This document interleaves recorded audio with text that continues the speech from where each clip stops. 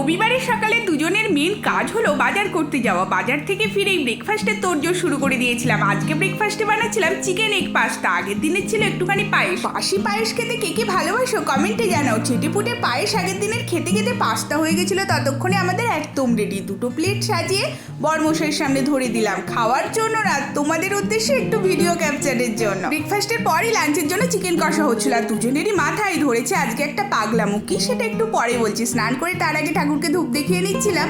আজকে সানডের লাঞ্চে খেতে ইচ্ছা হয়েছে পরোটা আর কষা মাংস, তাই দুজনে মিলে পরোটাটা ভেজে নিচ্ছিলাম। ময়দাটা মেখে আমি গেছিলাম স্নান করতে।